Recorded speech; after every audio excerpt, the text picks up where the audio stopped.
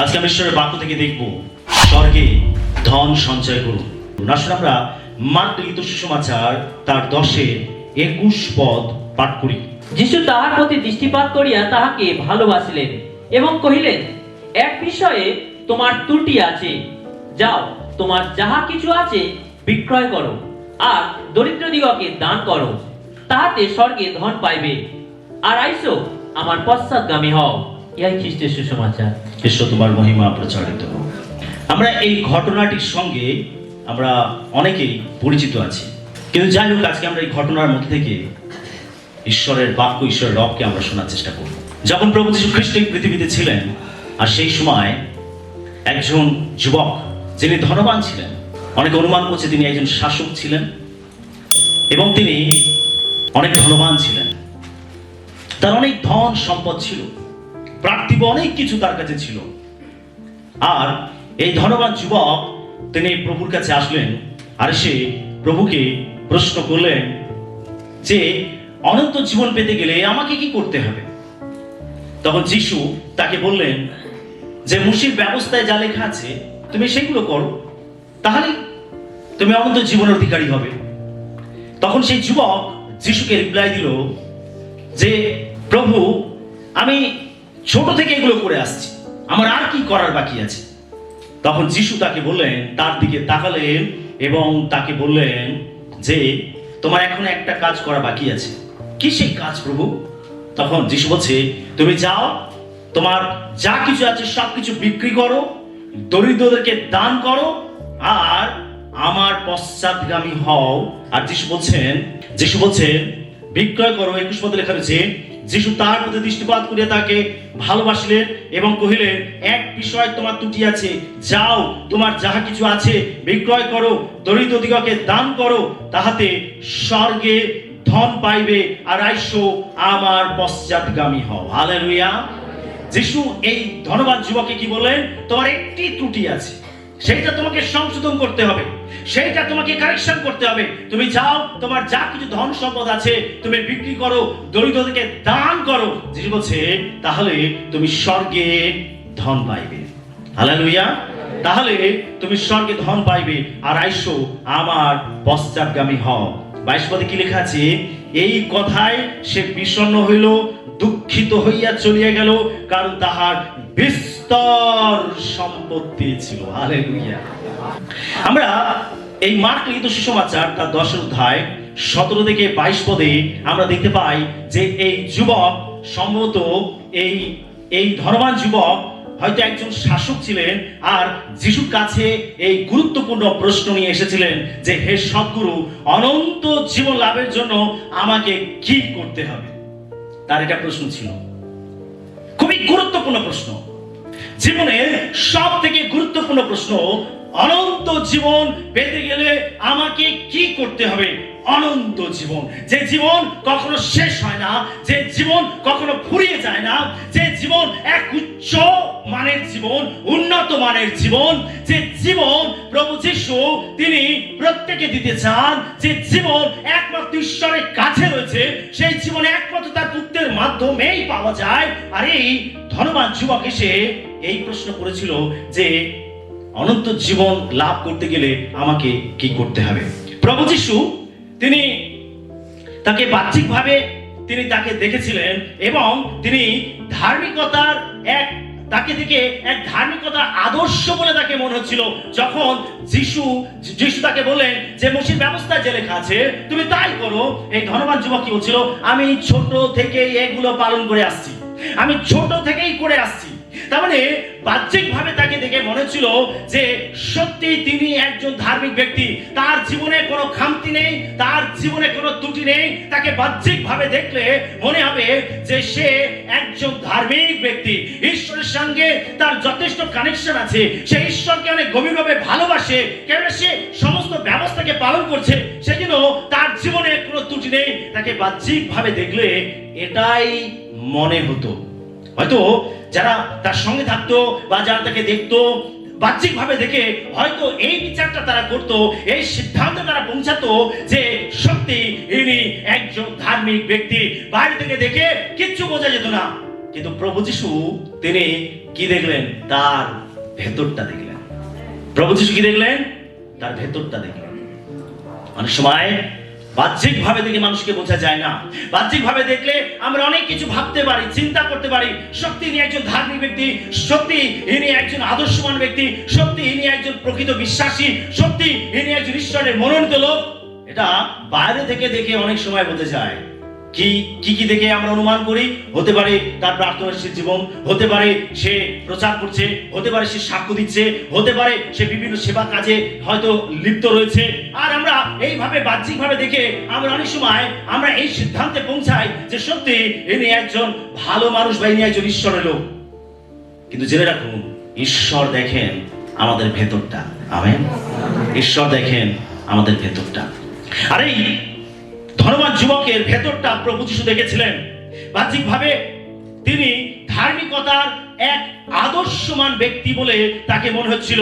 তিনি তার যৌবন কাল থেকে তিনি ঈশ্বরের আজ্ঞাকে পালন করেছেন, এটাই তিনি দাবি করেছেন যে আমি ছোট থেকে এগুলো পালন করে আসছি, আমার যখন থেকে জ্ঞান হয়েছে আমি তখন থেকে এগুলো পালন করে আসছি। তার কথাবার্তা শুনে মনে হচ্ছিল যে সত্যি একজন ধার্মিক ব্যক্তি, আপাত দৃষ্টিতে নৈতিকভাবে সৎ জীবন যাপন করছিলেন এই যুবক ধনবান ব্যক্তি। কিন্তু যিশু তার তীক্ষ্ণ দৃষ্টি দিয়ে তিনি অভ্যন্তরীণ জীবন দেখতে পেলেন। তার প্রভু যিশুর দৃষ্টি, জানেন এটা জেনে রাখবেন যে প্রভু যিশুর দৃষ্টি আমাদের অভ্যন্তরীণ জীবনে গিয়ে পড়ে, আমাদের ভেতরের জীবনে গিয়ে পড়ে, আমাদের হৃদয় গিয়ে পড়ে। প্রভু যিশু আমাদের অভ্যন্তরীণ জীবন দেখেন, বাহ্যিক জীবন নয়। আপনি বাহ্যিক ভাবে কিভাবে সেজে গুজে আছেন, আপনি বাহ্যিক ভাবে কিভাবে চলছেন, প্রভু যিশু তিনি বাহ্যিক চেহারা দেখেন না, বাহ্যিক জীবন দেখেন না। প্রভু যিশুকে যেটা আকর্ষিত করে সেটা হচ্ছে আমাদের অভ্যন্তরীণ জীবন। আপনি জেনে রাখুন, আমাদের বাহ্যিক শক্তি আসে আমাদের অভ্যন্তরীণ জীবন থেকে। আমেন। আমরা ভেতরে কেমন, আমাদের ভেতরটা কেমন, ভেতরে আমরা প্রভুকে কতটা ভালোবাসি, আমরা কতটা তার বাক্য মতো চলি, আমাদের প্রভুর প্রতি কতটা নম্রতা বাধ্যতা রয়েছে, প্রভুর সঙ্গে আমাদের কতটা যোগাযোগ রয়েছে, প্রভুর সঙ্গে আমাদের কতটা সহযোগিতা রয়েছে, আমরা প্রভুকে কতটা অন্তর থেকে ভালোবাসি। প্রভু আমাদের এই ভেতরটা দেখে, আমাদের অভ্যন্তরীণ জীবন দেখে, আর এই অভ্যন্তরীণ জীবনই প্রভুকে আকর্ষিত করে। হালেলুয়া। আপনি বাহ্যিকভাবে অনেক সেজে গুজে থাকতে পারেন, চাকচিক্যমান থাকতে পারেন, বাহ্যিকভাবে আপনি অনেক ভালো ভালো কথা বলতে পারেন, আপনি বাহ্যিকভাবে নিজেকে অনেকভাবে জাহির করতে পারেন, কিন্তু ঈশ্বর আপনার বাহ্যিক কিছু দেখেন না, ঈশ্বর দেখেন আপনার অভ্যন্তরীণ জীবন। আমেন।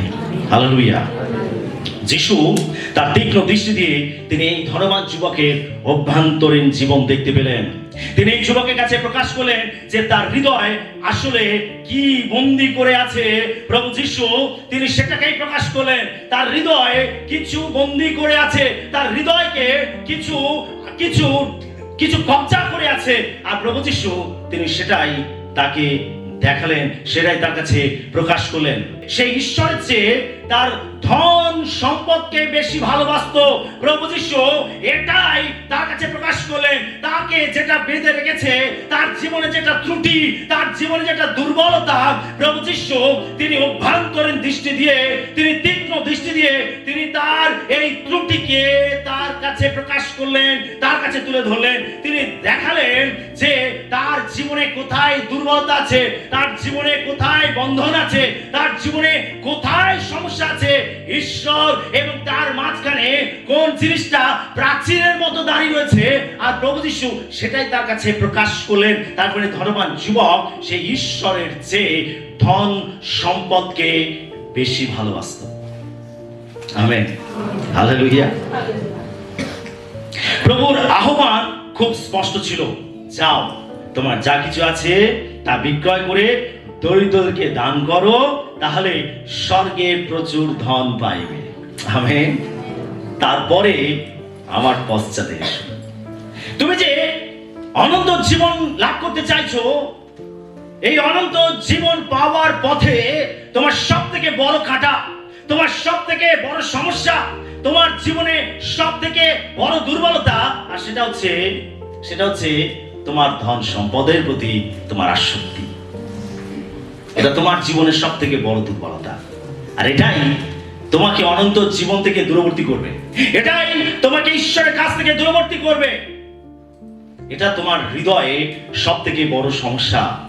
কেননা তুমি ঈশ্বরের চেয়ে তুমি জগতের ধন সম্পদকে বেশি ভালোবাসো। প্রভু এই বিষয়টা তার কাছে স্পষ্ট করে দিলেন। তিনি বললেন যে তুমি সবকিছু বিক্রি করো, দরিদ্রদেরকে দান করো, তাহলে তুমি স্বর্গে প্রচুর ধন পাবে। হালেলুয়া।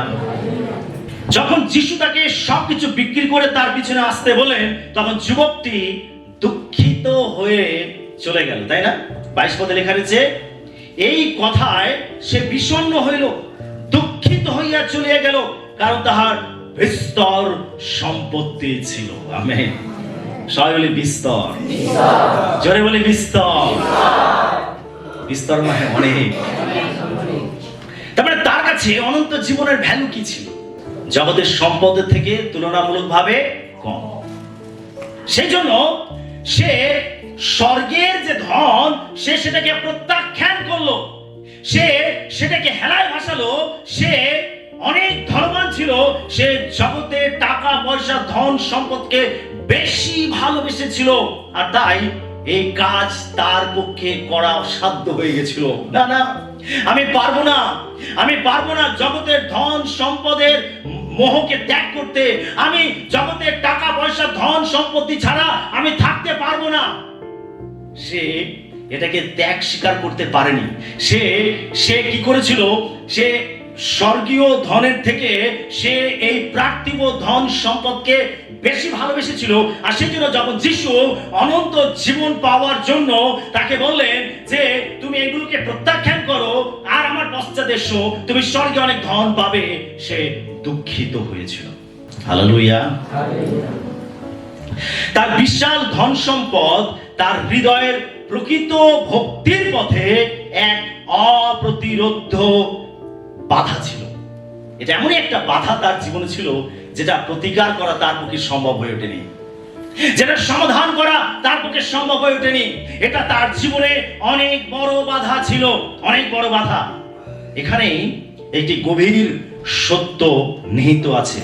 যিশু স্বর্গে ধন প্রদান করেন, এমন একটি ধন যা এই পৃথিবীর যে কোনো কিছুর চেয়ে সব থেকে বেশি মূল্যবান। হালেলুয়া। এটা হচ্ছে একটা অন্তর্নিহিত গভীর অর্থ, একটি গভীর সত্য এখানে লুকিয়ে আছে যে যিশু স্বর্গে ধন প্রদান করেন, তিনি স্বর্গে ধন প্রদান করেন। আর এটা এমন একটি ধন যা এই পৃথিবীর সব কিছুর থেকে বেশি মূল্যবান। হালেলুয়া। পৃথিবীর সব কিছুর থেকে, সব কিছুর থেকে, সব কিছুর থেকে, পৃথিবীর সব কিছুর থেকে শ্রেষ্ঠ, পৃথিবীর সব কিছু থেকে মূল্যবান, সব কিছু থেকে দামি এমন ধন প্রভু যিশু তিনি বিতরণ করেন। আসলে যে স্বর্গীয় ধন। Hallelujah, hallelujah. আপনি জেনে রাখুন, পৃথিবীর যা কিছু আছে, যত মূল্যবান জিনিস হোক, যত নামি দামি জিনিস হোক, যত সোনা রূপা হোক, যতই হিরে মানিক হোক, যতই জায়গা জমি হোক, যতই অট্টালিকা হোক, আপনার যা কিছু ধন সম্পদ থাক, সমস্ত ধন সম্পদের মূল্য আর স্বর্গীয় ধনের মূল্য আপনি জেনে রাখুন, দুটোর মধ্যে আকাশ পাতাল তফাৎ রয়েছে। হালেলুয়া। যদি আমরা প্রত্যেকে প্রভু যিশু যে স্বর্গীয় ধন প্রদান করেন, যে ধন এই পৃথিবীর যাবতীয় জিনিসের থেকে মূল্যবান, এই ধন যদি আমরা লাভ করতে চাই, তাহলে এটা লাভ করার জন্য প্রভু যিশু এখানে কিছু শর্ত রেখেছেন। কি আমরা স্বর্গের ধন লাভ করতে চাই? কতজন স্বর্গের ধন লাভ করতে চায়? প্রত্যেকে চায়। শর্ত সাপেক্ষ আছে। আপনি প্রভুর কাছে আসলেন আর প্রভুকে বললেন, প্রভু আমি স্বর্গের ধন চাই, আপনাকে বললেই প্রভু দিয়ে দেবে না, এটা শর্ত সাপেক্ষ। প্রভু আমাদের সামনে শর্ত রাখেন। এটা এতই মূল্যবান জিনিস, তিনি সবার হাতে এটা তুলে দিতে চান না। তিনি এর জন্য শর্ত রাখেন, যেন যারা যোগ্য তারাই এই ধন লাভ করতে পারে, যারা যোগ্য তারাই যেন এই ধনটা হাতে পায়, তারাই যেন এর অধিকারী হয়। সেটা প্রভু যিশু সবাইকে চাইলে এরা সঙ্গে সঙ্গে তুলে দেন না, এটা শর্ত সাপেক্ষ। হালেলুয়া। আমাদের অবশ্যই তাকে অনুসরণ করতে হবে এবং আমাদের এমন যে কোনো কিছু ত্যাগ করতে ইচ্ছুক থাকতে হবে যা আমাদের তার কাছে আসতে বাধা দেয়। প্রিয় বিশ্বাসী, কি শর্ত? শর্তটা এটাই, যেন আমরা তার বাধ্য হই, যেন আমরা তিনি আমাদের সামনে যা কিছু রাখেন, যা কিছু ত্যাগ করতে বলেন, আমরা যেন সেটাকে ত্যাগ করতে ইচ্ছুক থাকি, আমরা যেন তার বাধ্যতায় চলি, আর যেন আমরা এই পথে যেটা বাধা হয়ে দাঁড়ায় সেটাকে আমরা যেন দূর করি, তবেই প্রভু যীশু এই ধন আমাদেরকে দেবেন। আমেন। তার মানে ঈশ্বর এবং আপনার মাঝখানে কোনো কিছু বাধা যেন হয়ে না দাঁড়ায়। প্রভুর সঙ্গে যেটা ম্যাচ করে না, তার বাক্যের সঙ্গে যেটা ম্যাচ করে না, তার যে শর্ত, তার যে পথ, সেটার সঙ্গে যখন ম্যাচ করে না, প্রভু চান যেন ওটাকে আমরা কেটে ছেঁটে আমাদের জীবন থেকে বের করে দিই। এটা হচ্ছে শর্ত। আমাদের জীবনে সেই ত্যাগটা দরকার যেটা আমাদেরকে এই স্বর্গীয় ধন পেতে বাধা দান করে, যেটা আমার এবং ঈশ্বরের মাঝখানে এসে দাঁড়ায়। প্রভু চান যেন ওটাকে আমরা আমাদের জীবন থেকে ত্যাগ করি। এটা হচ্ছে শর্ত। Hallelujah, hallelujah. আমরা এই চিরন্তন সাক্ষাতের কথা চিন্তা করার সময় আমরা দুটি মূল দিক বিবেচনা করব। যখন এই ধর্মবান ব্যক্তির সঙ্গে যিশু সাক্ষাৎকার হচ্ছিল, কথাবার্তা চলছিল, আমরা এটা চিন্তা করার সময় বা এটাকে নিয়ে আলোচনা করার সময় আমরা দুটি মূল দিক আলোচনা করব। এক, আমরা কিভাবে এই স্বর্গীয় ধন পেতে পারি। দুই, যারা এটি অর্জন করেছেন তাদের সম্বন্ধে বাইবেল থেকে উদাহরণ দেখতে পারি। পবিত্র আত্মা আমাদের প্রত্যেকের হৃদয় মনকে আলোকিত করুক, যেন আমাদের ধন কোথায় আছে তার সত্যিকার অর্থে মূল্যায়ন করার জন্য আমাদের পবিত্র আত্মা সাহায্য করেন। আসলে আমরা 1 নম্বর প্রশ্ন নিয়ে আলোচনা করি, আমরা কিভাবে এই স্বর্গীয় ধন অর্জন করতে পারি। আসলে আমরা এই প্রশ্ন নিয়ে আলোচনা করি যাতে আমরা এটা বুঝতে পারি এবং আমরা প্রত্যেকে যেন প্রভুর কাছ থেকে এটা লাভ করতে পারি। এই ধনবান যুবকের যিশুর সাথে সাক্ষাৎ স্বর্গে ধন সঞ্চয় করার ফলপ্রসূ পথকে প্রকাশ করেছে। তার মানে এই ঘটনাটাকে যখন আমরা ধ্যান করব, এই ঘটনার গভীরে আমরা যখন যাব, আমরা আরো বেশি ভাবে আলোচনা করব, তখন আমরা এটা উপলব্ধি করতে পারবো, বা এই ঘটনা আমাদের কাছে এই স্বর্গে ধন সঞ্চয় করার পথকে কি করেছে, আমাদের কাছে প্রকাশ করেছে। যিশুকে বিনা বাধায় অনুসরণ করুন। যিশু আমাদেরকে এক অনন্য আনুগত্যের দিকে আহ্বান করেন। তিনি চান আমরা যেন তাকে আনুগত্য করি, এটাই প্রভু চান। আমরা মথি তার 10:37 পদ দেখি, যে কেউ পিতা কি মাতাকে আমা হইতে অধিক ভালোবাসে সে আমার যোগ্য নয়, এবং যে কেউ পুত্র কি কন্যাকে আমা হইতে অধিক ভালোবাসে সে আমার যোগ্য নয়। প্রভু যিশু তিনি চান আমরা প্রত্যেকে যেন তাকে বিনা বাধায় অনুসরণ করি, এটাই প্রভু চান। যেন ঈশ্বর এবং আমাদের মাঝখানে কোনো বাধা না থাকে, ঈশ্বর এবং আমাদের মাঝখানে যেন কোনো প্রাচীর না থাকে। ঈশ্বর চান যেন আমরা বিনা বাধায় তাকে অনুসরণ করি। যিশু আমাদেরকে এক অনন্য আনুগত্যের দিকে আহ্বান করেন। তিনি চান যেন আমরা সব থেকে বেশি তাকে ভালোবাসি, এটাই প্রভু চান। যদি আপনি স্বর্গে ধন সঞ্চয় করতে চান, তাহলে আপনাকে সব থেকে বেশি প্রায়োরিটি প্রভুকে দিতে হবে, সব থেকে বেশি আনুগত্য তার প্রতি রাখতে হবে, সব থেকে বেশি ভালোবাসা তার প্রতি রাখতে হবে, এটাই প্রভু চান। আর তাই এখানে মথি 10:37 পদে প্রভু যিশু বলছেন, যে কেউ পিতা কি মাতাকে আমা হইতে অধিক ভালোবাসে সে আমার যোগ্য নয়, এবং যে কেউ পুত্র কি কন্যাকে আমা হইতে অধিক ভালোবাসে সে আমার যোগ্য নয়। আমরা এই ধনবান যুবকের মধ্যে কি দেখতে পাই? আমরা তার মধ্যে দেখতে পাই যে সে ঈশ্বর থেকে বেশি ভালোবেসেছিল জগতের টাকা পয়সা ধন সম্পদকে, আর সেই জন্য সে ঈশ্বরের রাজ্যের যোগ্য হতে পারেনি, সে স্বর্গে ধন সঞ্চয় করতে পারেনি, সে অনন্ত জীবন লাভ করতে পারেনি। যদিও এটা পাওয়ার তার বাসনা ছিল, যদিও এটা পাওয়ার জন্য তার ইচ্ছা ছিল, তাই সে যিশুর কাছে এসে প্রশ্ন করেছিল, জিজ্ঞাসা করেছিল, তার কাছে জানতে চেয়েছিল যে অনন্ত জীবন লাভ করতে গেলে আমাকে কি করতে করতে হবে। তার মানে তার মধ্যে একটা আকাঙ্ক্ষা ছিল যে সে স্বর্গে ধন সঞ্চয় লাভ করবে বা সে অনন্ত জীবন লাভ করবে, কিন্তু তার জীবনে আনুগত্য ছিল না, তার জীবনে প্রভুর প্রতি সমর্পিত জীবন ছিল না, সে প্রভুকে আনুগত্য করতে পারেনি। তার এবং ঈশ্বরের মাঝখানে তার সব থেকে বড় বাধা হয়ে দাঁড়িয়েছিল তার পার্থিব ধন সম্পদ, টাকা পয়সা। সে ঈশ্বর থেকে এগুলোকে বেশি ভালোবেসেছিল। প্রিয় বিশ্বাসী, আপনি জেনে রাখুন, ঈশ্বরকে যদি আপনি পেতে চান, যদি আপনি অনন্ত জীবন লাভ করতে চান, যদি আপনি স্বর্গে ধন লাভ করতে চান প্রভুর কাছ থেকে, তাহলে আপনাকে পুরোপুরি সম্পূর্ণভাবে তার আনুগত্যে থাকতে হবে। আমেন। আপনার এবং ঈশ্বরের মাঝখানে কোনো কিছু আসতে পারে না। যেন যিশু বলছেন, যদি আমার থেকে বেশি তুমি তোমার মাতা পিতা, তোমার সন্তান, তোমার আত্মীয়জনকে বেশি ভালোবাসো, তাহলে তুমি আমার যোগ্য নও। হালেলুয়া। আজকের এই আলোচনা করতে করতে আমাদেরকে দেখতে হবে যে ঈশ্বর এবং আমার মাঝখানে কোনো কিছু প্রাচীর হয়ে দাঁড়িয়ে আছে কিনা, ঈশ্বর এবং আমার মাঝখানে কোনো কিছু বাধা হয়ে দাঁড়িয়ে আছে কিনা। আজকের এই আলোচনা করতে করতে আমাদের প্রত্যেকের জীবনে এটা ঝেঁকে দেখতে হবে যে আমি সত্যি প্রভুকে ভালোবাসি কিনা, আমি সত্যি তার আনুগত্যে আছি কিনা। ঈশ্বর এবং আমার মাঝখানে কোনো কিছু কাঁটা হয়ে বাধা হয়ে দাঁড়িয়ে আছে কিনা। আজকে আমাদের জীবনে যাচাই করে দেখতে হবে। এই পত্রী আমাদের পরিবারকে অবজ্ঞা করার আহ্বান জানায় না। যখন যিশু বলছেন যে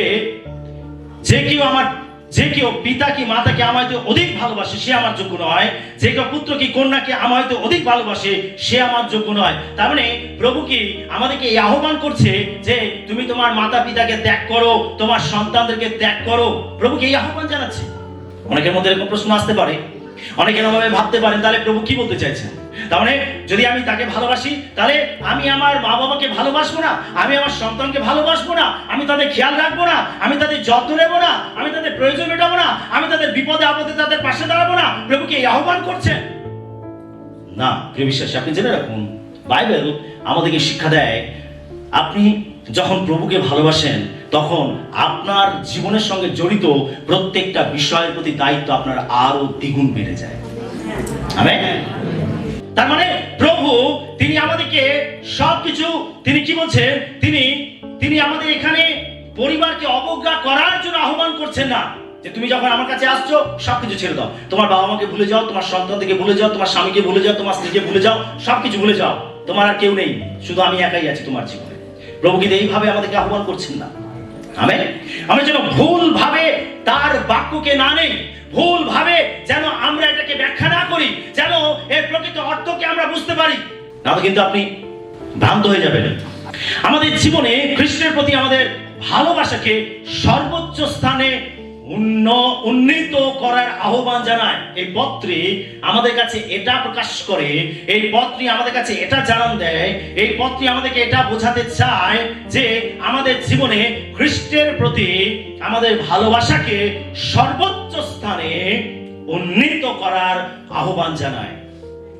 তার মানে আপনি আপনার বাবা মাকে ছেড়ে আসতে হবে না, আপনার স্বামীকে ছেড়ে আসতে হবে না, আপনার সন্তানকে ছেড়ে আসতে হবে না। এই পত্রী আমাদেরকে এটা বোঝায় যে যেন আমাদের জীবনে সব থেকে উচ্চ স্থানে আমরা যিশুকে রাখি। আমেন। সব থেকে উচ্চ স্থানে, সব থেকে উচ্চ স্থানে, সব থেকে শ্রেষ্ঠ জায়গাটাতে আমরা যিশুকে রাখি। হালেলুয়া। সব থেকে এই ধনবান লোকটির জীবনে এটা সব থেকে বড় সমস্যা ছিল যে তার জীবনে সব থেকে উচ্চ স্থানে ঈশ্বর ছিল না, তার জীবনে সব থেকে উচ্চ স্থানে অনন্ত জীবন ছিল না, তার জীবনে সব থেকে উচ্চ স্থানে প্রভু যিশু ছিল না, তার জীবনে সব থেকে উচ্চ স্থানে কি ছিল? সম্পদ।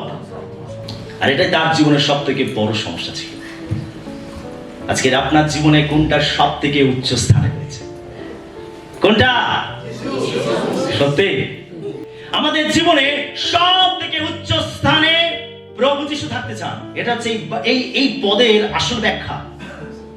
প্রভু বলছেন না যে তুমি তোমার বাবা মাকে ছেড়ে চলে এসো, তিনি বলছেন না তোমার স্বামী স্ত্রীকে ছেড়ে চলে এসো, তোমার সন্তানকে ছেড়ে চলে এসো।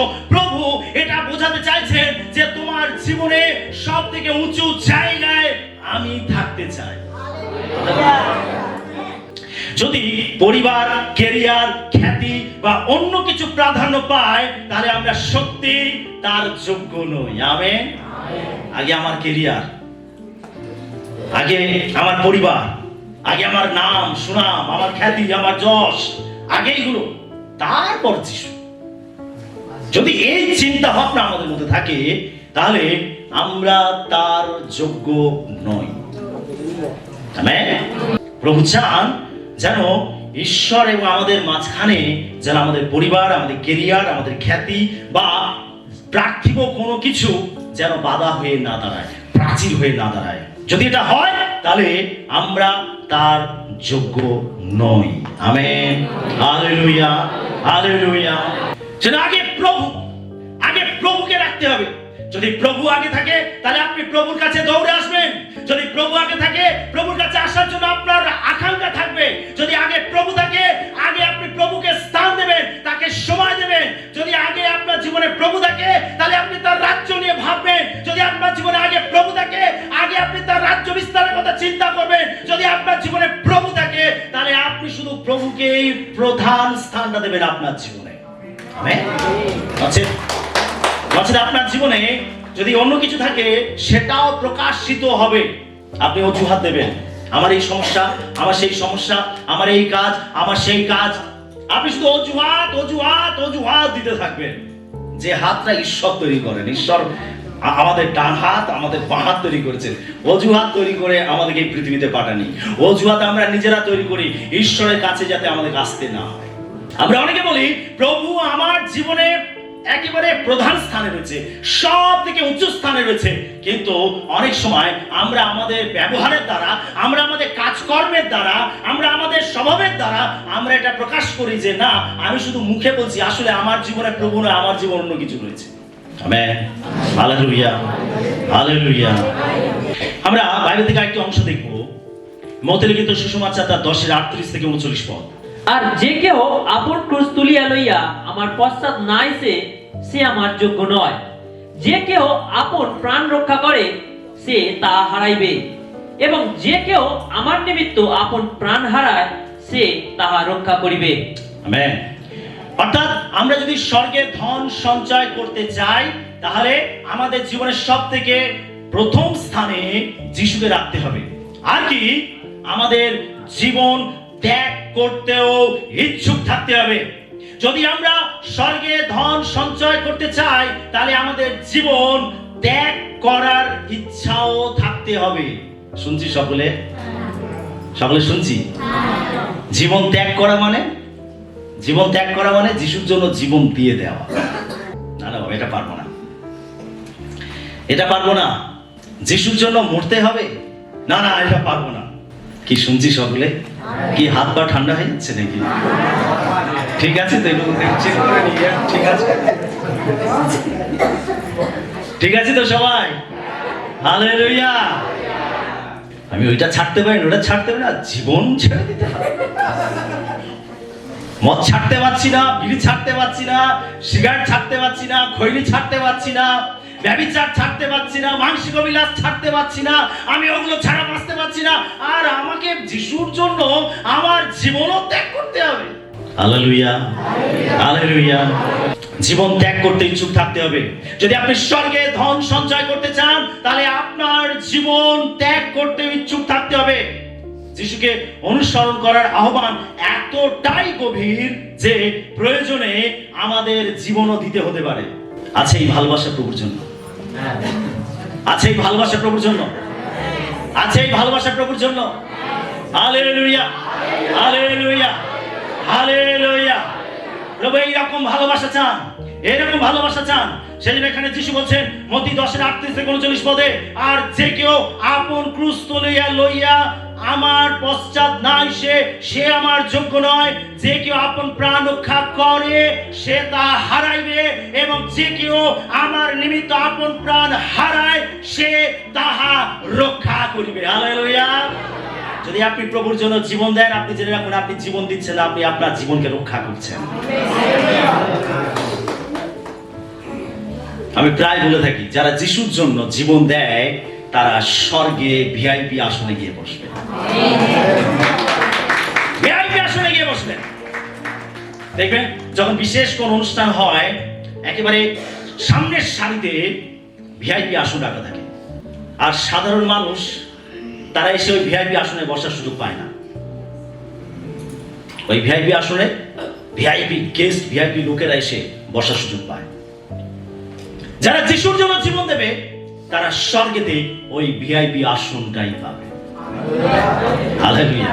সেখানে যিশু বলছেন, তিনি বলছেন যে আমার নিমিত্ত আপন প্রাণ হারায় সে তাহা রক্ষা করিবে, আমেন। আর যে রক্ষা করার চেষ্টা করে সে তা হারাবে, আমেন। যে এই পৃথিবীতে রক্ষা করার চেষ্টা করছে, না বাবা যিশুর কাছে যাব না, না বাবা চার্চে যাব না, না বাবা যিশুর কথা বলবো না, না বাবা সুসমাচার দেব না, না বাবা সাক্ষ্য প্রচার করবো না, আরে লোকেরা আমাকে ধরবে, লোকেরা আমাকে অপদস্থ করবে, লোকেরা আমাকে বন্দী করবে, লোকেরা আমাকে মেরে ফেলবে, আমার উপর অত্যাচার করবে, না না আজ থেকে আর যিশু যিশু করবো না। তাহলে আপনি নিজেকে রক্ষা করার চেষ্টা করলেন, আপনি পৃথিবীতে নিজেকে রক্ষা করার চেষ্টা করছেন, আপনি জেনে রাখুন আপনি স্বর্গেতে নিজেকে মেরে ফেলছেন। Hallelujah, hallelujah. এখানে যিশু বলছে যে কেউ আপন প্রাণ রক্ষা করে সে তা হারাইবে, এবং যে কেউ আমার নিমিত্ত আপন প্রাণ হারায় সে তা রক্ষা করিবে। শুনছি সকলে? এটা একটু কঠিন বিষয় হয়ে যাচ্ছে, তাই না? প্রভুর জন্য যে জীবন দেবে সে তা রক্ষা করবে। হালেলুয়া। প্রভুর জন্য যে জীবন দেবে সে তা রক্ষা করবে, সে তার আত্মাকে রক্ষা করবে, সে স্বর্গে ধন পাবে, প্রভু তাকে স্বর্গে ধন বিতরণ করবে, প্রভু তাকে অনন্ত জীবন দেবে। যদি আমরা প্রভুকে আমাদের জীবন দিয়েছি, কি আমরা প্রভুকে আমাদের জীবন দিয়েছি? প্রভুকে আমাদের জীবন দিয়েছি। হালেলুয়া।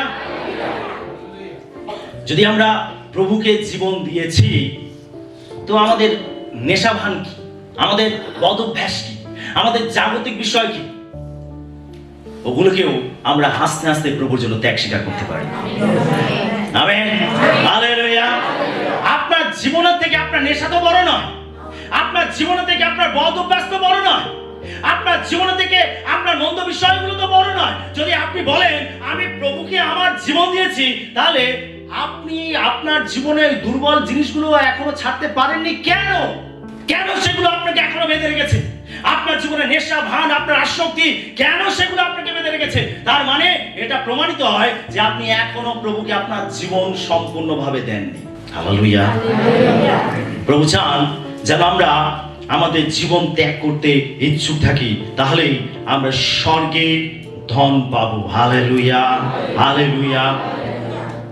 আর কি আমাদের সম্পত্তি ত্যাগ করার ইচ্ছা থাকতে হবে, আমাদের সম্পত্তি ত্যাগ করার ইচ্ছা থাকতে হবে। যদি আমরা স্বর্গে ধন সঞ্চয় করতে চাই তাহলে আমাদের সম্পত্তিও ত্যাগ করার ইচ্ছা থাকতে হবে। আমেন। এই ধনবান যুবক, তার কাছে এটা কঠিন বিষয় ছিল এবং আজও আমাদের অনেকের কাছে এটা কঠিন বিষয়। যিশু তাকে কি বলেছিলেন? তোমার একটি ত্রুটি আছে, তুমি অনন্ত জীবন লাভ করতে চাইছো, তোমার এই আকাঙ্ক্ষা রয়েছে, তুমি এটা পেতে চাইছো কিন্তু এটা পেতে পারছো না, বা তুমি এটা পেতে পারো যদি তুমি তোমার ধন সম্পদ বিক্রি করো, দরিদ্রদেরকে দান করো, তাহলেই তুমি স্বর্গে ধন পাবে আর আমার পশ্চাতে এসো। কিন্তু এই ধনবান যুবক যখন এই কথা শুনেছিল তখন তার মধ্যে কষ্ট হয়েছিল, সে বিষণ্ণ হয়েছিল, দুঃখিত হয়ে সে প্রভুর কাছ থেকে চলে গেছিল। তার কারণ সে প্রভুর জন্য জাগতিক বিষয়কে ত্যাগ করার ইচ্ছা তার মধ্যে ছিল না। সে বেশি ভালোবেসেছিল জগতের ধন সম্পদ, টাকা পয়সাকে। এই যুবকের কাছে এটা অনেক বড় চ্যালেঞ্জ ছিল। আজ আমাদের অনেকের কাছে এটা অনেক বড় চ্যালেঞ্জ। আমরা প্রভুর জন্য আমরা আমাদের ধন সম্পদ ত্যাগ করতে রাজি নই। আমেন। হালেলুয়া। আমরা লুকা লিখিত সুসমাচার 14 অধ্যায় 33 পদ। ভালো। তদ্রূপ তোমাদের মধ্যে যে কেহ আপনার সর্বস্ব ত্যাগ না করে সে আমার শিষ্য হইতে পারে না। যিশু কি বলছেন? তদ্রূপ তোমাদের মধ্যে যে কেউ আপনার সর্বস্ব ত্যাগ না করে, সকলে বলি সর্বস্ব, জোরে বলি সর্বস্ব। যিশু বলছেন যে কেউ তোমাদের মধ্যে আপনার সর্বস্ব ত্যাগ না করে সে আমার শিষ্য হতে পারে না। সর্বস্ব মানে কোনো কিছু বাদ নয়, কোনো কিছু বাদ। প্রভু জানে এরকম প্রেম, প্রভু চান এরকম ভালোবাসা, প্রভু চান এরকম সমর্পিত জীবন। প্রভু চান যেন তার জন্য আমরা সর্বস্ব ত্যাগ করতে প্রস্তুত থাকি। সর্বস্ব ত্যাগ এটি হৃদয়ের একটি প্রকৃত ইচ্ছা, যা সবকিছুকে আলগাভাবে ধরে রাখে, স্বীকার করে যে আমাদের যা কিছু আছে তা আসলে আমাদের নয়, বরং ঈশ্বরের কাছ থেকে আসা একটি দায়িত্ব। আমেন। প্রভু যিশু এই কথার মধ্যে কি বোঝাতে চাইছেন? তার মানে তিনি কি বলছেন যাও তোমার যা জায়গা জমি আছে বিক্রি করে দাও, তাই বলছেন কি? না, এটা হচ্ছে আমাদের হৃদয়ের একটা ইচ্ছা। প্রভু যখন এই বাক্য বলছেন, প্রভু যখন এই শিক্ষা দিচ্ছেন, প্রভু যখন এটাকে ঘোষণা করছেন যে আমার জন্য যে আপনার সর্বস্ব ত্যাগ না করে সে আমার যোগ্য নয়, তার মানে প্রভু যিশু এটা বোঝাতে চাইছেন আমাদের মনের আকাঙ্ক্ষা, মনের ইচ্ছা কি থাকতে হবে, প্রভুর প্রতি আমাদের কি ইচ্ছা থাকতে হবে, প্রভু সেটাই বোঝাতে চাইছেন। অর্থাৎ আপনার হৃদয় যেন জাগতিক কোনো বিষয় যেন আপনার উপরে আপনাকে দমিয়ে না রাখে, আপনাকে চেপে না রাখে, যেন আপনি সবকিছুকে, জাগতিক যা কিছু আছে সবকিছুকে প্রভু যেন বোঝাতে চাইছেন যে তুমি আলগা করে ধরে রাখো। কিভাবে ধরে রাখো? আর কোনটাকে শক্ত করে ধরে রাখো? যিশুকে। এই জাগতিক জিনিসগুলোকে তুমি আলগাভাবে ধরে রাখো, আর তুমি আমাকে বা অনন্ত জীবনকে তুমি শক্ত করে ধরে রাখো। যদি তোমাকে কোনোটা ছাড়তে হয় তাহলে তুমি যাতে পার্থিব জিনিসগুলো ছেড়ে দিতে পারো, কিন্তু আমাকে যেন তুমি কখনো না ছাড়ো। আমেন। প্রভু যিশু তিনি এটাই আমাদেরকে বোঝাতে চাইছেন। অর্থাৎ প্রভুর জন্য, অনন্ত জীবনের জন্য যেন আমরা পার্থিব কোনো জিনিসকে যেন আমরা আঁকড়ে ধরে না থাকি। যদি আমরা পার্থিব জিনিসকে, পার্থিব সম্পদকে আমরা আঁকড়ে ধরে রাখি, শক্ত করে ধরে রাখি, তাহলে আমরা অনন্ত জীবনকে আমরা হারাতে পারি। এরা প্রভু যিশু এখানে যখন বলছেন যে আপনার সর্বস্ব ত্যাগ না করে সে আমার শিষ্য হতে পারে না, তার মানে আপনার মনে এই ইচ্ছাটা থাকতে হবে যে আমি যা কিছু পেয়েছি, আমার ধন সম্পদ, টাকা পয়সা, ঐশ্বর্য, আমি যা কিছু পেয়েছি সবকিছু ঈশ্বর থেকে এসেছে, ঈশ্বরই আমাকে দিয়েছে। আমেন। আমার বলে কিছু। ইয়োব কি বলেছিলেন? কি বলেছিলেন? আমি উলঙ্গ আসিয়াছি, উলঙ্গই তার কাছে ফিরিয়া যাইব, কিছু সঙ্গে আনি নাই, কিছু সঙ্গে করিয়া লইয়া যাইতে পারিব না। তার আমরা সবাই খালি হাতে এসেছি, আমরা খালি হাতেই ফিরে যাব।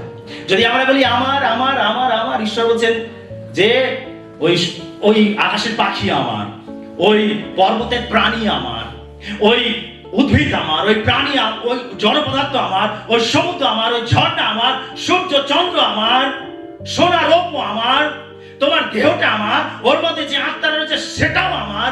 আমরা কোনোটাই আমার বলতে পারি না। আমরা যা কিছু পেয়েছি সবকিছু ঈশ্বর দিয়েছে, ঈশ্বরের কাছ থেকেই আমরা পেয়েছি। এটা প্রভুকে করতালি দিয়ে গৌরবান্বিত করুন। আপনি যা কিছু ব্যবহার করছেন এই পৃথিবীতে, যা কিছু উপভোগ করছেন সবকিছু ঈশ্বর আপনাকে দিয়েছে। ঈশ্বর। এই বিশ্বাসটা যার মধ্যে থাকবে সেই এই পার্থিব সম্পদের থেকে অনন্ত জীবনকে বেশি প্রায়োরিটি দেবে। প্রভু চান যেন এই আত্মিক জ্ঞান আমাদের প্রত্যেকের হয়। প্রভু চান যেন আমরা এটা প্রত্যেকে বুঝতে পারি। সেজন্য প্রভু তিনি বলছেন যে যে কেউ আপনার সর্বস্ব ত্যাগ না করে সে আমার শিষ্য হতে পারে না। প্রভুর জন্য সবকিছু ত্যাগ করার জন্য মানসিকতা আমাদের রাখতে হবে। হালেলুয়া। আমরা নতুন নিয়মে আমরা বার্নবাকে দেখতে পাই। বার্নবা তার একখণ্ড জমি থাকাতে তিনি সুসমাচারের জন্য সেটা বিক্রি করেছিলেন এবং সেই অর্থ এনে প্রভুর চরণে রেখেছিলেন। এটা কি? এটা বোঝায় যে তার জীবনে অনন্ত জীবনটাই হচ্ছে সব থেকে বেশি মূল্যবান। আমেন। প্রভু বলছেন না যে যাও তুমি তোমার জায়গা জমি সব বিক্রি করে তুমি সবকিছু আমার কাছে নিয়ে এসো না। প্রভু এটা বলছেন না। প্রভু বলছেন, এটা বোঝাতে চাইছেন যেন আমরা প্রত্যেকে তাকে আমাদের জীবনে প্রথম স্থানটা দেই। Hallelujah, hallelujah, hallelujah. অর্থাৎ আমাদের বস্তুগত সম্পদ, আমাদের মর্যাদা, আমাদের আরাম আয়েশ যদি খ্রিস্ট আমাদের তা করতে ডাকেন, অথবা যদি তারা আমাদের হৃদয়ে একটি প্রতিমা হয়ে ওঠে, তাহলে তা ত্যাগ করতে প্রস্তুত এবং ইচ্ছুক থাকতে হবে। আমেন। অনেক সময় এগুলো আমাদের জীবনে প্রতিমা হয়ে দাঁড়ায়। প্রতিমা, যদি ঈশ্বর এবং আমাদের মাঝখানে কোনো কিছু এসে দাঁড়ায়, তাহলে এটা একটা প্রতিমা হয়ে দাঁড়ায়। কলসী পত্রে লেখা হয়েছে এটা তো প্রতিমা পূজা। যখন ঈশ্বর থেকে বেশি আমরা কোনো কিছুকে ভালোবাসি, সেটা আমাদের কাছে একটা প্রতিমা হয়ে ওঠে। যখন ঈশ্বর থেকে কোনো কিছুকে আমরা বেশি ভালোবাসি, হতে পারে আপনার চাকরি, হতে পারে আপনার কাজ, হতে পারে আপনার ব্যবসা বাণিজ্য, হতে পারে আপনার ধন সম্পদ, হতে পারে আপনার নাম যশ খ্যাতি, যদি আপনি ঈশ্বর থেকে এগুলোকে বেশি ভালোবাসেন, তাহলে এটা হলো এক ধরনের প্রতিমা পূজা। শুনছি সকলে? আর ঈশ্বর প্রতিমা পূজা ঘৃণা করেন। ঈশ্বর বলে, আমার সম্মুখে তোমার অন্য দেবতা না থাকুক। ঈশ্বর চান না ঈশ্বর এবং আমাদের মাঝখানে কোনো কিছু প্রতিমা এসে দাঁড়ায়। ঈশ্বর চান না যেন আমরা যারা আমাদের জীবনে কোনো প্রতিমা নির্মাণ না করি। Hallelujah, hallelujah. আপনি সমস্ত প্রতিমাকে ভেঙে দিন আপনার জীবন থেকে। প্রভু যিশুর নামে আপনার প্রত্যেকটা প্রতিমা ভেঙে যান যিশুর নামে। যা কিছু আপনার জীবনে প্রতিমা হয়ে দাঁড়িয়েছে, ওরা ভেঙে যাক পবিত্র আত্মার শক্তিতে আপনার জীবন থেকে। যেটা আপনি ছাড়তে পারছেন না অনন্ত জীবনের জন্য, যেটা আপনি প্রভুর জন্য ত্যাগ স্বীকার করতে পারছেন না, প্রভুর আত্মা আপনার জীবন থেকে ওগুলোকে মুছে দিক, দূর করে দিক, যেন আপনি মুক্ত হতে পারেন। Hallelujah, hallelujah. ধনী যুবক তার ভালোবাসার জিনিসগুলো ত্যাগ করতে অস্বীকার করেছিলেন এবং এইভাবে তিনি তার জীবনের সবচেয়ে বড় আহ্বানটি তিনি হারিয়েছিলেন। প্রভুর আহ্বান ছিল তার জীবনে, তুমি সবকিছু দান করো আর আমার পশ্চাতে এসো। এই আহ্বান প্রভু তাকে করেছিলেন। তার মানে এই ধনবান যুবক যিশুর একজন শিষ্য হওয়ার আহ্বান পেয়েছিলেন, কিন্তু তিনি তা প্রত্যাখ্যান করেছিলেন। কেন? তার কারণ তিনি প্রভুর জন্য ত্যাগ স্বীকার করতে পারেননি। তিনি তার জীবনে সব থেকে বড় প্রায়োরিটি দিয়েছিলেন তার সম্পত্তিকে। এই সুযোগ তার কাছে এসেছিল, এই আহ্বান তার কাছে এসেছিল, কিন্তু এই ধনবান যুবক সেটাকে প্রত্যাখ্যান করেছিল। আমাদের আজ নিজেদেরকে একইভাবে জিজ্ঞাসা করতে হবে, কোন জিনিসগুলো আমাদেরকে যিশুকে পূর্ণ হৃদয় অনুসরণ করতে বাধা দিচ্ছে। আজ আমাদের নিজেদেরকে প্রশ্ন করতে হবে। প্রশ্ন করুন নিজেকে, প্রশ্ন করুন, জিজ্ঞাসা করুন নিজেকে, কোন জিনিসটা যিশুকে পূর্ণ হৃদয়ে অনুসরণ করতে বাধা দিচ্ছে। আজকে নিজেকে প্রশ্ন করতে হবে। কি আছে আপনার জীবনে যেটার জন্য আপনি ঈশ্বরের কাছে আসতে পারেন না, যেটার জন্য আপনি প্রভুকে সময় দিতে পারেন না, যেটার জন্য আপনি প্রভুর সেবা করতে পারেন না, যেটার জন্য আপনি প্রভুর বাক্য মতো চলতে পারেন না? কি এমন জিনিস আছে? আজকে প্রভু তিনি চান যেন আপনার জীবনে তা দেখতে পান এবং আজকে যেন আপনি ক্রুশের তলায় সেটাকে উৎসর্গ করে দেন। Amen, hallelujah, hallelujah. এগুলো কি আমাদের অর্থ, আমাদের কেরিয়ার, আমাদের আরামের আকাঙ্ক্ষা, আমাদের খ্যাতি, আমাদের সম্পর্ক, আমাদের শখ, আমাদের ব্যক্তিগত পরিকল্পনা, এগুলো কি আমাদের এবং প্রভুর মাঝখানে বাধা হয়ে দাঁড়িয়েছে? আজকে কি আমরা সেইগুলোকে বেশি প্রায়োরিটি দিচ্ছি নাকি আমরা প্রভুকে প্রায়োরিটি দিচ্ছি? আজকে আমাদের প্রত্যেকের জীবনে এটা জিজ্ঞাসা করা উচিত, আমাদের যাচাই করে দেখা উচিত। যদি আমরা এই পার্থিব জিনিসগুলো ত্যাগ না করি, যদি আমরা খ্রিস্টকে আঁকড়ে ধরার চেয়ে পার্থিব জিনিসগুলোকেই আমরা শক্ত করে আঁকড়ে থাকি, তাহলে আমরা এই অনন্ত জীবনকে আমরা হারাবো। তাহলে এটা আমাদের ঝুঁকি আছে, হারিয়ে ফেলার ঝুঁকি আছে আমাদের জীবনে। আপনি হারিয়ে ফেলতে পারেন যদি আপনি পার্থিব জিনিসগুলোকে আঁকড়ে ধরে থাকেন। যিশুকে আঁকড়ে ধরে থাকার পরিবর্তে যদি আপনি পার্থিব জিনিসগুলোকে আঁকড়ে ধরে থাকেন, তাহলে আপনি অনন্ত জীবন হারাবার ঝুঁকির মধ্যে আছেন। হালেলুয়া। 2 নম্বর বিষয় আমরা দেখব, যারা এই স্বর্গীয় ধন পেয়েছেন তাদের সম্বন্ধে বাইবেলের উদাহরণ আমরা দেখব। আমরা বাইবেল পড়লে আমরা দেখতে পাই এমন অনেক ঈশ্বরের লোকেরা রয়েছেন যারা স্বর্গীয় ধন পেয়েছেন এবং এই স্বর্গীয় ধন পাওয়ার জন্য তারা পার্থিব সকল কিছুকে পরিত্যাগ করেছেন। বাইবেলে আমরা এইরকম ঈশ্বরের লোকেদেরকে দেখতে পাই যারা আমাদের সামনে আদর্শ স্বরূপ, আমাদের সামনে দৃষ্টান্ত স্বরূপ দাঁড় করিয়ে রেখেছেন, যাদেরকে আমরা অনুসরণ করতে পারি। ইতিহাস জুড়ে অনেকে এই আহ্বানে সাড়া দিয়েছেন এবং স্বর্গীয় ধন পেয়েছেন। অনেককেই প্রভু ডেকেছেন, তাদেরকে স্বর্গে ধন দেওয়ার জন্য অনেককেই প্রভু ডেকেছেন। আর প্রভু যাদেরকে ডেকেছেন তারা যিশুর জন্য, ঈশ্বরের জন্য সবকিছু পরিত্যাগ করে তারা এই স্বর্গীয় ধন প্রভুর কাছ থেকে লাভ করেছেন। তারা প্রাপ্তিব সবকিছু থেকে খ্রিস্টকে বেশি প্রাধান্য দিয়েছেন। এইরকম উদাহরণ আমরা বাইবেলে দেখতে পাই। আমরা প্রথমে দেখি মোশিকে। আমরা ইব্রিয় তার 11:24-26 পদ পাঠ করি। বিশ্বাসে মোশি বয়সপ্রাপ্ত হইলে পর ফরনের কন্যার পুত্র বলিয়া আখ্যাত হইতে অস্বীকার করিলেন। তিনি পাপজাত ক্ষণিক সুখভোগ অপেক্ষা বরং ঈশ্বরের প্রজাবৃন্দের সঙ্গে দুঃখভোগ মনোনীত করিলেন। তিনি মিশরের সমস্ত ধন অপেক্ষা খ্রিস্টের দুর্নাম মহাধন জ্ঞান করিলেন, কেননা তিনি পুরস্কার দানের প্রতি দৃষ্টি রাখিতেন। আমেন। আমরা প্রথমে দেখতে পাই মোশিকে। মোশি তিনি রাজপুত্রের মতো, যদিও তিনি একজন জিহুদি ছিলেন, যখন ফরন রাজা তিনি দেখলেন যে জিহুদিদের সংখ্যা, পুরুষদের সংখ্যা বেড়ে যাচ্ছে, তাহলে একদিন কি হবে? যদি পুরুষদের সংখ্যা বেড়ে যায় তাহলে একদিন এরা আমাদের বিরুদ্ধে বিদ্রোহ করবে, আর মিশরীয়রা তারা পরাজিত হবে এবং জিহুদিরা তারা আমাদের দেশকে দখল করবে। সেজন্য ফরন এই সিদ্ধান্ত নিয়েছিলেন যে সমস্ত জিহুদি পুরুষ সন্তানকে মেরে ফেলে। আর যখন মেরে ফেলা হচ্ছিল, আর সেই সময় মোশির জন্ম হয়েছিল। আর তার মা কি করেছিল? মোশিকে শিশু অবস্থায় একটা প্যাটরা তৈরি করে তার মধ্যে রেখে তাকে ভাসিয়ে দিয়েছিল জলের মধ্যে। আর সেটা ভাসতে ভাসতে কোথায় এসে পৌঁছেছিল? ফরনের রাজপ্রাসাদের কাছে, যেখানে ফরনের কন্যা সে স্নান করতে যেত, আর সেইখানেই ভেসে ভেসে এসেছিল। আর এই ফরনের কন্যা সে কি করলো? এই শিশুকে তুলে নিয়ে সে নিজের সন্তানের মতো লালন পালন করলো। অর্থাৎ মোশি কোথায় লালিত পালিত হয়েছিল? ফরনের রাজপ্রাসাদে। সে কোন শিক্ষা দীক্ষা পেয়েছিল? সে ফরনের, সে মিশরের উচ্চ শিক্ষায় শিক্ষিত হয়েছিল।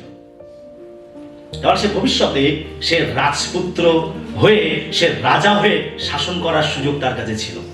কি তাই কিনা?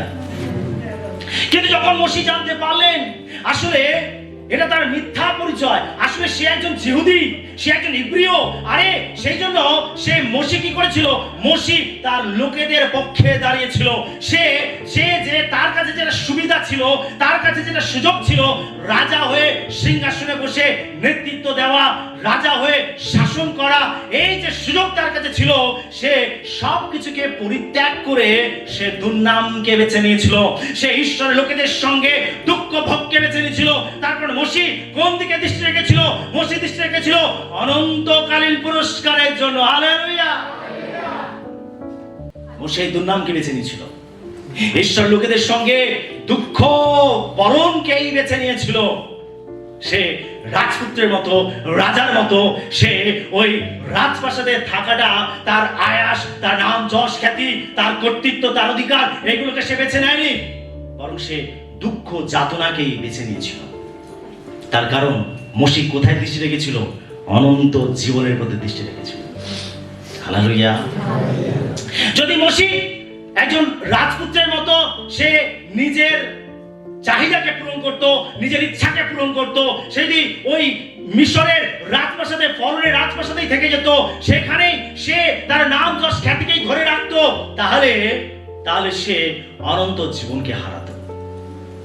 এখানে লেখা রয়েছে যে বয়স প্রাপ্ত হইলে পর ফরনের কন্যার পুত্র বলি আখ্যাত হইতে অস্বীকার করিলেন। তিনি পাপজাত ক্ষণিকের সুখভোগ অপেক্ষা বরং ঈশ্বরের প্রজাবৃন্দের সঙ্গে দুঃখ ভোগ মনোনীত করিলেন। হালেলুয়া! তিনি মিশরের সমস্ত ধন অপেক্ষা খ্রিস্টের দুর্নাম মহাধন জ্ঞান করিলেন। হালেলুয়া! কেননা তিনি পুরস্কার দানের প্রতি দৃষ্টি রাখিতেন। হালেলুয়া! আপনি কোন দিকে দৃষ্টি রেখেছেন? আপনি কোন দিকে দৃষ্টি রেখেছিলেন? কোন দিকে দৃষ্টি রেখেছেন? অনন্ত জীবনের দিকে। কি আপনার দৃষ্টি সেদিকে আছে? তো আছে আপনার দৃষ্টি, আমি অনন্ত জীবন লাভ করব।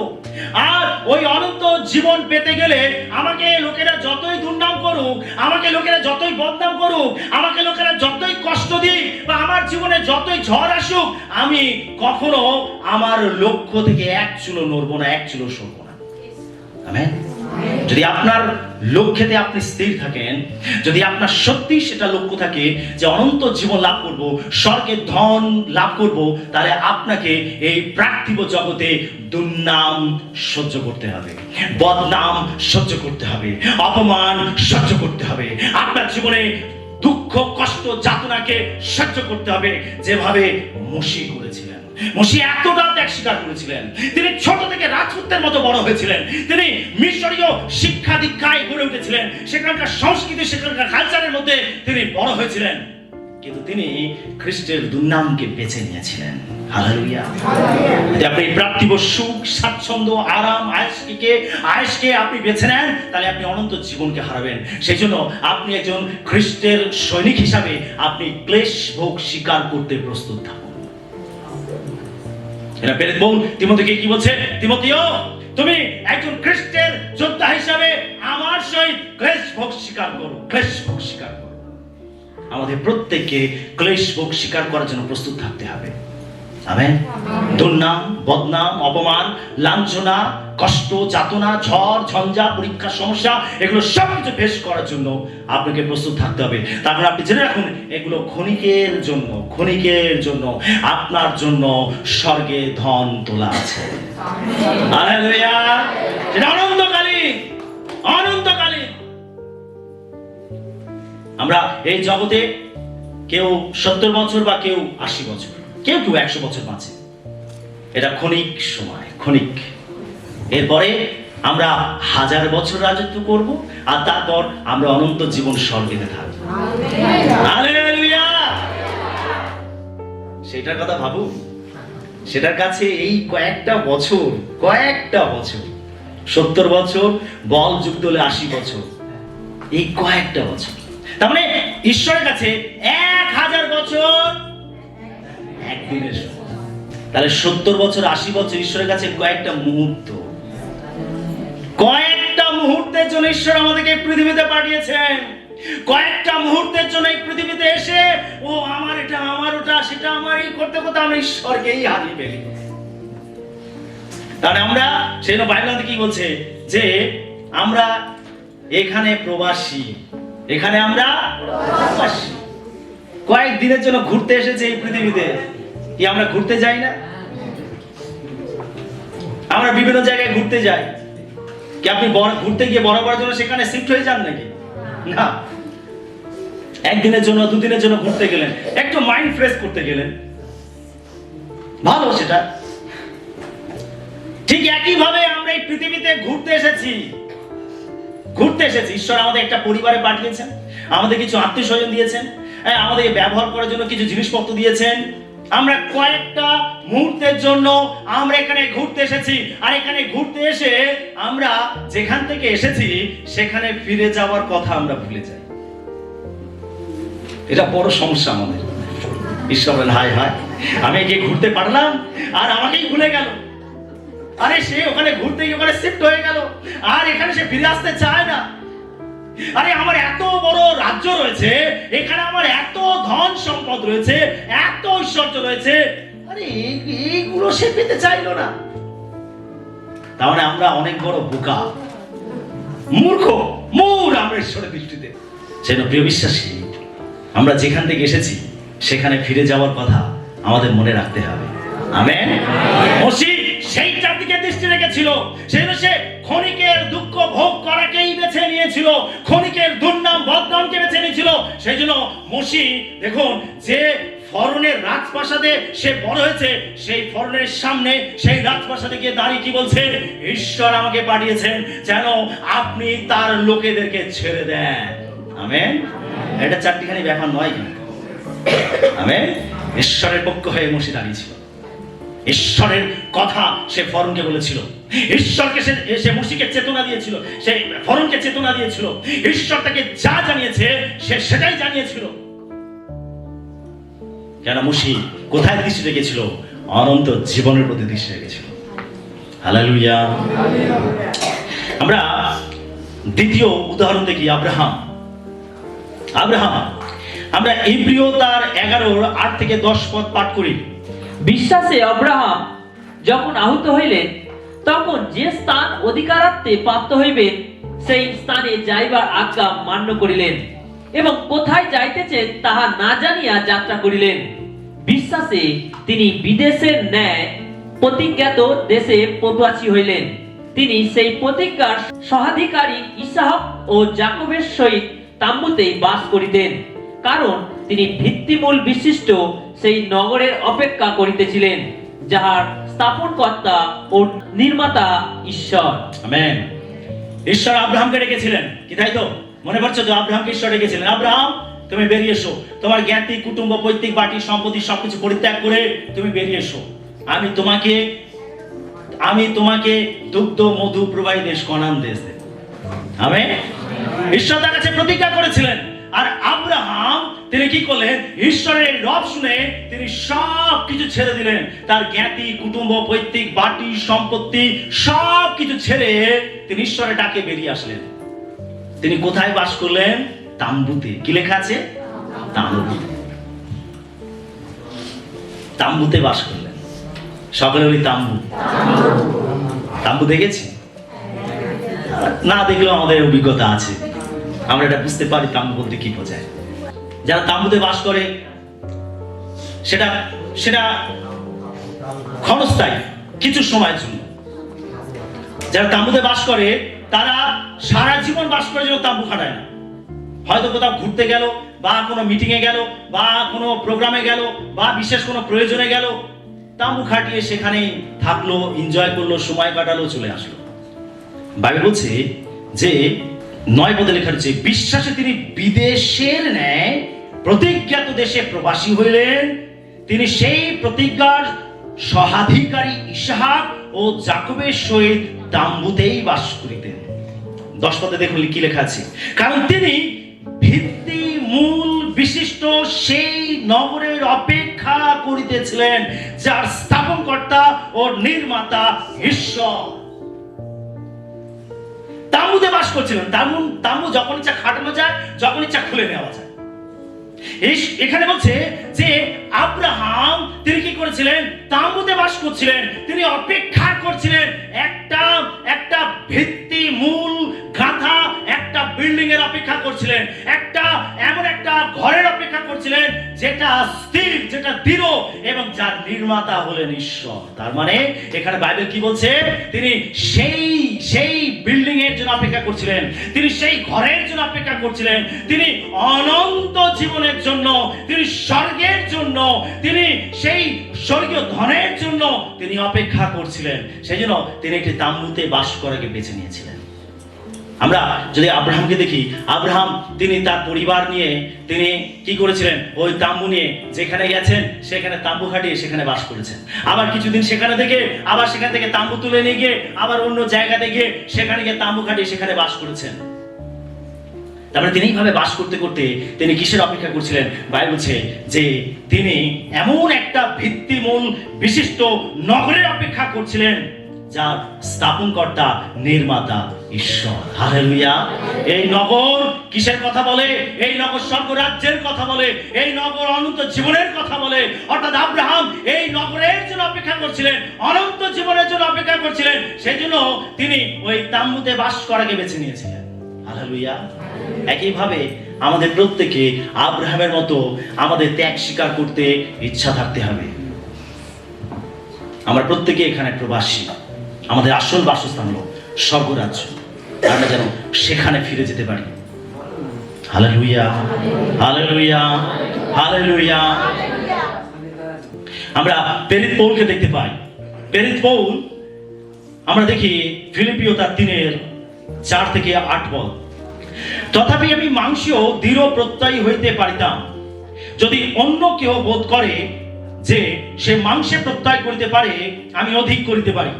আমি 8ম দিনের তচ্ছেদ প্রাপ্ত, ইসরায়েল জাতীয় বিন্যামিন বংশীয়, ইব্রিয় কুলজাত ইব্রিয়, ব্যবস্থার সম্বন্ধে ফরিসি, উদ্যোগ সম্বন্ধে মণ্ডলীর তাড়নাকারী, ব্যবস্থাগত ধার্মিকতা সম্বন্ধে অনিন্দনীয় গণ্য ছিলাম। কিন্তু যাহা যা আমার লাভ ছিল সে সমস্ত খ্রিস্টের নিমিত্ত ক্ষতি বলিয়া গণ্য করিলাম। আর বাস্তবিক আমার প্রভু যীশু খ্রিস্টের জ্ঞানের শ্রেষ্ঠতা প্রযুক্ত আমি সকলেই ক্ষতি বলিয়া গণ্য করিতেছি। তাহার নিমিত্ত সমস্তেরই ক্ষতি সহ্য করিয়াছি এবং তাহা মলবৎ জ্ঞান করিতেছি। হালেলুয়া। দেখুন পৌল তিনি খ্রিস্টের জন্য সবকিছু ত্যাগ করেছিলেন, সবকিছু ত্যাগ করেছিলেন। এখানে কি কি ত্যাগ করেছিলেন দেখুন, এখানে লেখা রয়েছে যে আমি মাংসের দৃঢ় প্রত্যয়ী হইতে পারিতাম। যদি কেউ মাংস সম্বন্ধে প্রত্যয় করতে পারে, পৌল বলছে আমি অধিক করতে পারি। তিনি কি বলছেন, আমি অষ্টম দিনে তচ্ছেদ প্রাপ্ত ছিলাম। তিনি তচ্ছেদ প্রাপ্ত ছিলেন। তিনি ইসরায়েলীয়, তিনি বিন্যামিন বংশীয় ছিলেন, তিনি ইব্রিয় কুলজাত ছিলেন, তিনি ব্যবস্থার সম্বন্ধে ফরিসি ছিলেন, উদ্যোগ সম্বন্ধে মণ্ডলীর তাড়নাকারী ছিলেন এবং ব্যবস্থাগত তিনি ধার্মিকতার সম্বন্ধে অনিন্দনীয় গণ্য ছিলেন। হালেলুয়া। তার মানে তিনি একজন জিহুদি ছিলেন, তিনি একজন বিন্যামিন বংশীয় ছিলেন, তিনি তচ্ছেদ প্রাপ্ত ছিলেন, তিনি একজন ফরিসি ছিলেন, তিনি একজন তাড়নাকারী ছিলেন। তিনি বলছেন আমার কাছে সবকিছু সুবিধে ছিল, কিন্তু যেদিন তিনি খ্রিস্টকে পেয়েছেন, যেদিন তিনি খ্রিস্টের দর্শন পেয়েছেন, যেদিন তিনি খ্রিস্টকে জানতে পেরেছেন, তিনি যেদিন পরিত্রাণ পেয়েছেন, আর সেই দিনে তিনি সবকিছুকে ত্যাগ করেছেন যিশুর জন্য। হালেলুয়া। তিনি এখানে কি বলছেন, বলছে 8 পদে লেখা রয়েছে, আর বাস্তবিক আমার প্রভু যিশু, আমার প্রভু খ্রিস্ট যিশুর জ্ঞানের শ্রেষ্ঠতা প্রযুক্ত আমি সকলেই ক্ষতি বলিয়া গণ্য করিতেছি। তাহার নিমিত্ত সমস্তেরই ক্ষতি সহ্য করিয়াছি এবং তাহা মলবৎ গণ্য করিতেছি। আমেন। মানে আমি আমার জন্য যেটা সুবিধে ছিল, আমি খ্রিস্টের জন্য সেটাকে বর্জ্য পদার্থ বলে মনে করছি। আমেন। হালেলুয়া। আমাদের জীবনে এরকম আমাদের খ্রিস্ট এবং আমাদের মাঝখানে যেটা প্রাচীর হয়ে দাঁড়ায়, খ্রিস্ট এবং আমাদের মাঝখানে যেটা প্রাচীর হয়ে দাঁড়ায়, পৌলের মতো আমাদের মলবৎ গণ্য করা উচিত। আমেন। বর্জ্য পদার্থের মতো রেখে ত্যাগ করা উচিত। হালেলুয়া। হালেলুয়া। পৌল তিনি বলছেন আমার কাছে যেটা সুবিধা ছিল, যদি আমি সেটাকে ধরে রাখতাম তাহলে আমি খ্রিস্টকে হারিয়ে ফেলতাম, আমি পরিত্রাণকে হারিয়ে ফেলতাম, আমি আমার লক্ষ্যে পৌঁছাতে পারতাম না, আমি আমার দৌড়কে শেষ করতে পারতাম না। আমার কাছে যেটা সুবিধাজনক ছিল, আমি খ্রিস্টের জন্য, অনন্ত জীবনের জন্য আমি সেগুলোকে মলবৎ জ্ঞান করছি। হালেলুয়া। সেটা আমাদের জীবনে ত্যাগ থাকতে হবে, ঠিক যেমন পৌলের জীবনে ছিল। হালেলুয়া। আমি শেষ উদাহরণ বলতে চাই, আর তারা হলেন পিতর, আন্দ্রিয়, জাকব, যোহন। এই কয়েকজন শিষ্যকে আমরা দেখতে পাই যারা জেলে ছিলেন, যারা মাছ ধরতেন, গালিল হ্রদে যারা মাছ ধরতেন। যখন প্রভু যিশু তাদেরকে ডাকলেন, তখন যিশুর আহ্বান পেয়ে তারা সঙ্গে সঙ্গে তাদের জাল, তাদের নৌকা, তাদের পরিবার সবকিছু ছেড়ে যিশুর পশ্চাৎগামী হয়েছিলেন। হালেলুয়া। তারা সবকিছু পরিত্যাগ করেছিলেন, তারা যিশুর আহ্বানে সাড়া দিয়েছিলেন, তারা যিশুর দিকে দৃষ্টি রেখেছিলেন। যিশু এবং তাদের মাঝখানে কোনো কিছু আসতে দেননি। তারা যিশুর জন্য সবকিছু ছেড়েছিলেন। যিশু পিতরকে বলেছিলেন, পিতর তুমি আজ থেকে আর মাছ ধরবে না, তুমি আজ থেকে মানুষ ধরবে। হালেলুয়া। বাইবেল বলছে পিতর যিশুর আহ্বান পেয়ে পিতর সবকিছু ছেড়ে যিশুর পশ্চাৎগামী হয়েছিলেন। এবং আমরা দেখতে পাই যে আদি মণ্ডলের একজন বিশেষ স্তম্ভ রূপে পিতর ছিলেন। এই বিশেষ আহ্বানে পিতর সাড়া দিয়েছিলেন এবং পিতর যিশুর জন্য সবকিছু ছেড়েছিলেন। আন্দ্রিয় যিশুর জন্য সবকিছু ছেড়েছিলেন। জাকব, যোহন তারা যিশুর জন্য সবকিছু ছেড়েছিলেন। আজকে যখন প্রভু আমাদেরকে ডেকেছেন, জগৎ থেকে যখন তিনি আমাদেরকে ডেকেছেন, তিনি যখন আমাদেরকে পৃথক করেছেন, তিনি আমাদেরকে ডেকেছেন যাতে আমরা প্রত্যেকে স্বর্গে ধন লাভ করতে পারি।